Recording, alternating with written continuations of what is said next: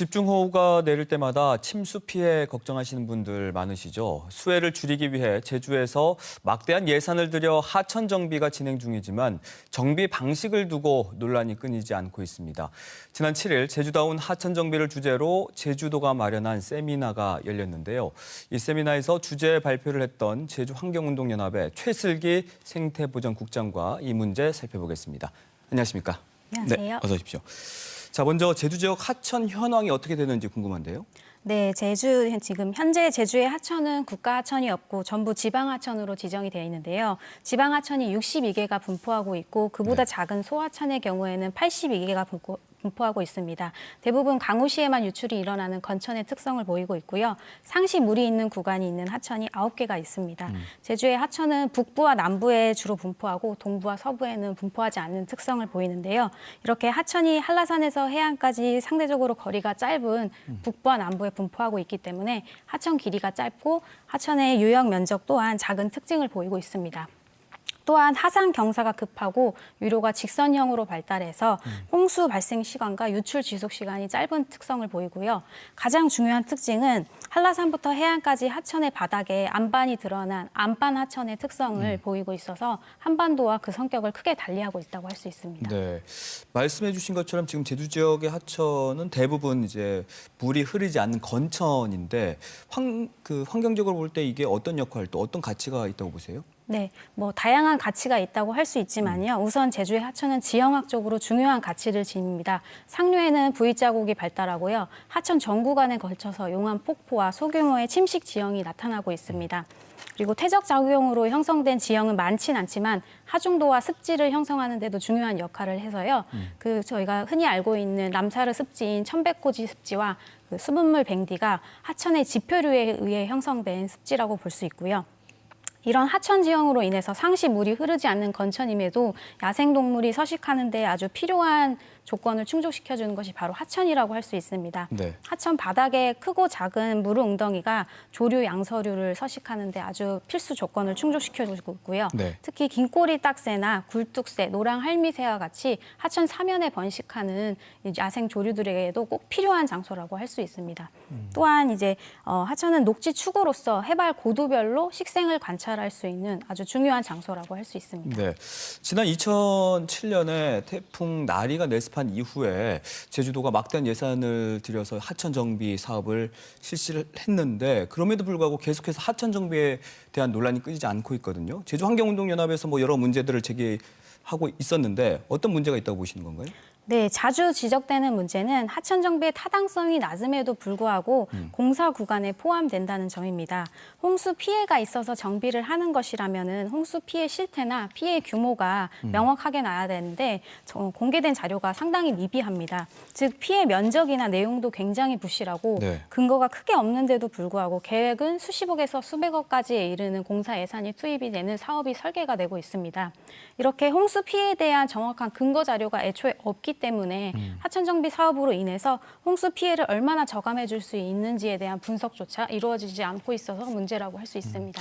그럼 현재 하천 정비 사업 방식이라고 해야 될까요? 방식에는 어떤 문제가 있다고 보세요? 네, 제주도가 2005년에 자연하천 정비 사업 방침을 발표했는데요. 그 내용을 확인하면 자연 친화적인 하천 정비로의 전환, 그리고 생태 경관 훼손 최소화, 그다음에 하천 정비 계획 수립 시 지역의 특성을 살리고 지역 전문가와 주민의 의견을 수렴하겠다는 내용이 주요 골자인데요.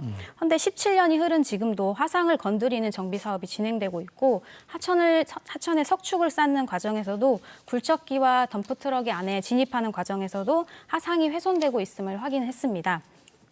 이수, 치수, 하천 환경 분야를 통합한 물관리 정책이 수립이 되고 있지만 아직도 치수에만 치중한 하천 관리 정책으로 생태 환경적 가치를 소홀히 하고 있는 게 아닌가 하는 생각을 하고 있습니다. 생태 환경적 가치는 고려하지 않고 사업을 진행하고 있다.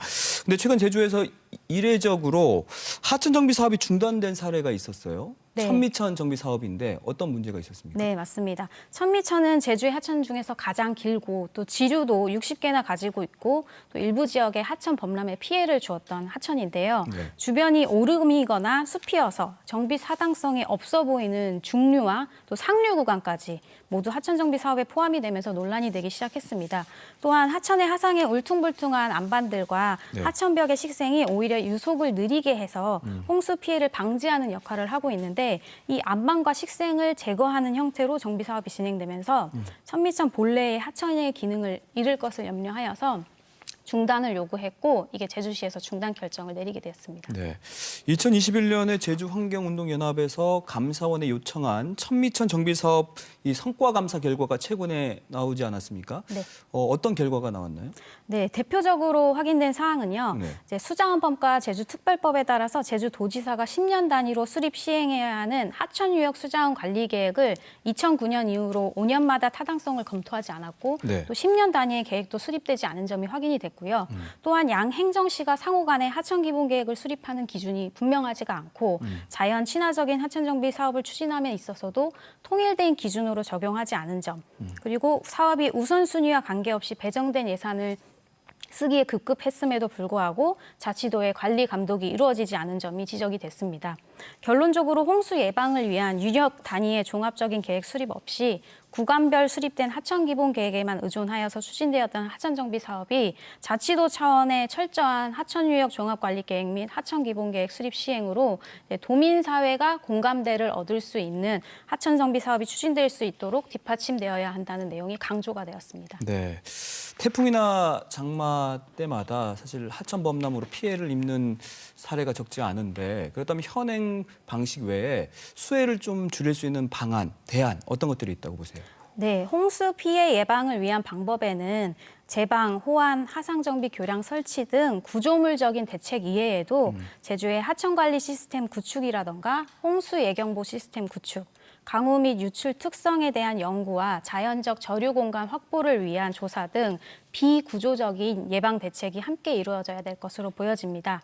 특히나 제주가 기후 위기 노출 대비 대응 기술력이 좀 낮은 편인데요. 네. 이를 해결하기 위해서 연구와 조사가 시급하게 이루어져야 할 것으로 보여집니다.